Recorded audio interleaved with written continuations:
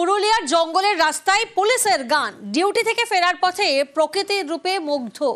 অযোধ্যা পাহাড়ের রাস্তায় জিপ থামিয়ে গান করেন উর্দিধারীরা। উর্দিধারীদের দেশাত্মবোধক গানে মুখরিত জঙ্গলের রাস্তা। সকল দেশের সেরা স্বপ্ন দিয়ে তৈরি সে দেশ, স্মৃতি এমন দেশ কি কোথাও খুঁজে পাবে না গো তুমি। সকল দেশের রানী সেদিন আমার জন্মভূমি। আর এবার নজর রাখবো দেগঙ্গার চাকলার দিকে। সেখানে একেবারে দেদার সবুজ ধ্বংস। দেখুন যে ছবি আপনারা দেখছেন এই মুহূর্তে, রাতে পরপর দুটি নার্সারিতে দুষ্কৃতীদের হানা। দেশি বিদেশি গাছের চারা কেটে ফেলার অভিযোগ সামনে আসছে। কারা এই দুষ্কৃতী হানা, কারা এভাবে সবুজ ধ্বংস করলো? প্রতিনিধি জিয়াউল আমাদের সঙ্গে রয়েছেন। জিয়াউল, এভাবে নার্সারির উপর হামলা কেন? দেখো, কি কারণে হামলা এখনো স্পষ্ট নয়। ইতিমধ্যেই দেগঙ্গা চাকলা গ্রাম পঞ্চায়েতের সারাবেড়িয়া এলাকা, সেখানে একাধিক নার্সারি রয়েছে, কিন্তু দুটি নার্সারিতে একেবারে সবুজ নিধন, অর্থাৎ উন্নত প্রযুক্তি ব্যবহার করে সেখানে বিভিন্ন ধরনের উন্নত প্রযুক্তির চারা সেখানে তৈরি হয় এবং সেই চারা রাতের অন্ধকারে দেখা যাচ্ছে প্রায় পুরোপুরি ধ্বংস করে দিয়েছে। প্রায় না হলেও কয়েক হাজার গাছের চারা সেখানে নষ্ট হয়েছে, কিন্তু কে বা কারা কি উদ্দেশ্যে কেটেছে এখনো পর্যন্ত স্পষ্ট নয়। এবং এই যে নার্সারি মালিক, তারা কিন্তু ইতিমধ্যেই থানার দ্বারস্থ হচ্ছেন। তার কারণ এই একাধিক সিসিটিভি রয়েছে এলাকায়, যেহেতু প্রায় না হলেও 100-র বেশি নার্সারি ওই এলাকায় রয়েছে, কিন্তু সেখানে দুটি নার্সারিতে কেন এই ধরনের কোপ বসানো হলো এবং এই ক্ষতির পরিমাণ কয়েক লক্ষ টাকা, এমনটাই নার্সারি মালিকরা জানাচ্ছেন। কিন্তু কি এমন শত্রুতার জেরে শুধুমাত্র গাছে কোপ দিলেন, এটা কোনো প্রশ্ন ইতিমধ্যে। এই যে আমার চারাগুলো কেটে একেবারে সর্বনাশ করে দিয়েছে এই নার্সারি, এবং আর একটা এর সঙ্গে আর একটা নার্সারি আছে, তারও ক্ষতি করেছে। আমরা চাইছি যাতে এই যারা ক্ষতি করেছে আর পাশে যাতে ক্ষতি না হয়, যেন সঠিকভাবে তদন্ত করে। আর এবার নজর রাখবো তিলপাড়ায় এক্সটেনশন ওয়াটার ডিভাইডারে ফাটলের জের। ময়ূরাক্ষী নদীর জলে ক্ষতিগ্রস্ত তিলপাড়া ব্যারেজ, যার জেরে তড়িঘড়ি ধস ফাটল মেরামতিতে কর্তৃপক্ষ। ধাপে ধাপে ব্যারাজের ক্ষতিগ্রস্ত অংশে মেরামতি হবে। সুপ্রতিম প্রতিনিধি আমাদের সঙ্গে রয়েছেন। সুপ্রতিম, এই বাঁধের মেরামতির জন্য সেচ দফতরের তরফ থেকে ঠিক কি কি পদক্ষেপ নেওয়া হচ্ছে?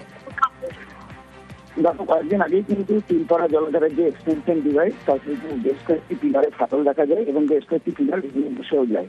এবং ইতিমধ্যে কিন্তু সেচ দপ্তর আজকে কাজ শুরু করেছে এবং কাজ শুরু করতে বলছে। বড় বড় বোল্ডার যেগুলো কিন্তু এখান থেকে বালি সরে যাবে, সেগুলোকে দিয়ে একটা রিভার বেড তৈরি করা হবে, যাতে জলের চাপ আবার না হলে ব্রিজের যাতে কোনো সমস্যা না হয়।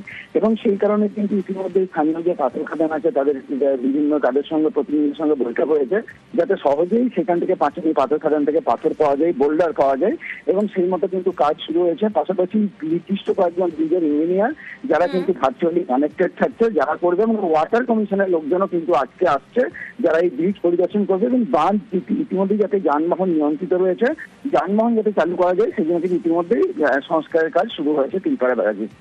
বেশ, একেবারে, এবং সেই দিকেই আমরা নজর রেখেছি, যেখানে তিলপাড়ায় এক্সটেনশন ওয়াটার ডিভাইডারে ফাটলের জের। ময়ূরাক্ষী নদীর জলে ক্ষতিগ্রস্ত তিলপাড়া ব্যারেজ, তড়িঘড়ি ধস ফাটল মেরামতিতে কর্তৃপক্ষ।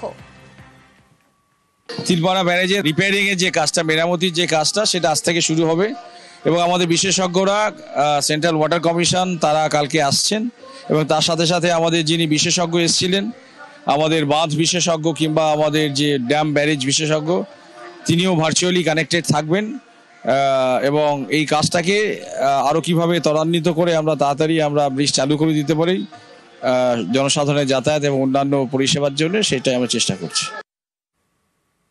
ঝাড়গ্রামের বেনপুরের দিকে নজর রাখবো। সেখানে ধসলো মাটির দোতলা বাড়ি। দেখুন সেই ছবি, মাটির দোতলা বাড়ি কিভাবে ধসে গেছে। বেনপুর 2 ব্লকের লেদাশালে বিপত্তি, বাড়িতে কেউ না থাকায় অল্পে রক্ষা পায় বাসিন্দারা। বাড়ি ধসায় আপাতত প্রতিবেশীর ঘরে ঠাঁই নিয়েছেন বাসিন্দারা। বেনপুর 2 ব্লকের ছবি এই মুহূর্তে আপনারা দেখছেন। ঝাড়গ্রামের বেনপুর, যেখানে মাটির দোতলা বাড়ি আচমকায় ধসে যায়। বেনপুর 2 ব্লকের লেদাশালে বাড়ি ধসে বিপত্তি, বাড়িতেই তখন কেউ ছিলেন না, ফলে অল্পের জন্য রক্ষা পেয়েছেন বাসিন্দারা। বাড়ি ধসে পড়ায় আপাতত প্রতিবেশীর ঘরে ঠাঁই।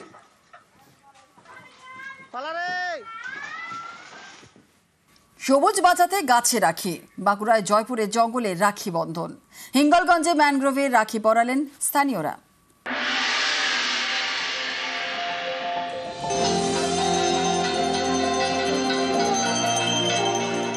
রাখি বন্ধনের উৎসব। রাখি বলে আয় আরো বেঁধে বেঁধে থাকি, প্রাণে রাখি, হাতে রাখি, ম্যানগ্রোভে রাখি। বারবার ঝড়ের সামনে প্রাকৃতিক ঢাল হিসেবে দাঁড়ায় সুন্দরবনের ম্যানগ্রোভ।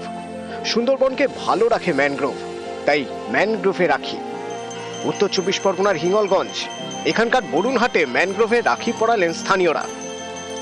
তোমরা ম্যানগ্রোভ বাঁচানোরই একটা বার্তা দিলাম, যাতে আমরা মানে কারণ ম্যানগ্রোভ বাঁচলেই তো আমাদের এই বাঁধ বাঁচবে, আমাদের গ্রাম বাঁচবে। সেই জন্যই আমরা আজকে ম্যানগ্রোভকে গাছ মানে রাখি পরিয়ে সম্বন্ধ জানালাম যে আমাদেরকে ম্যানগ্রোভ বাঁচাতে হবে। ম্যানগ্রোভ বাঁচালেই আমাদের বাঁধ বাঁচবে, গ্রাম বাঁচবে।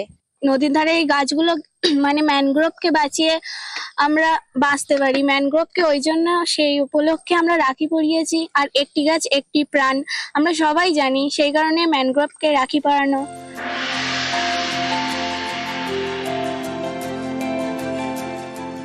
সবুজ বাঁচাতে রাখি, গাছে রাখি পরিয়ে সবুজ বাঁচানোর বার্তা। বাঁকুড়া জয়পুরের জঙ্গল, সেখানে শালগাছে রাখি পরালেন বন দপ্তরের কর্মীরা এবং আধিকারিকরা। জয়পুরের জঙ্গলে গাছে রাখি পরালো স্কুল পড়ুয়ারাও। আজকে আমরা জয়পুর জঙ্গলে মানে গাছেদের রাখি পরালাম। আমরা গাছেদেরকে ভাই বলছি, তাই আজকে মানে ভাইদের সাথে দাদাদের সাথে সাথেও গাছকেও রাখি পরালাম। কেন গাছকে কেন রাখি পরাতে? আমরা গাছ আমাদের মানে গাছ আছে বলেই আমরা বেঁচে আছি, তো ওই জন্য আমরা গাছকেও রাখি পরাইছি। উত্তর 24 পরগনা থেকে অনুপম সাহা এবং বাঁকুড়া থেকে দেবব্রত মণ্ডল, নিউজ 18 বাংলা। সেপ্টেম্বরে দুর্গাপূজা, তার আগে কালনায় অকাল দুর্গাপুজো। গতকাল ছিল সপ্তমী, মন্দির চত্বরে বসেছে মেলা, চলবে 15 দিন। পুজো ঘিরে উৎসবের আমেজ।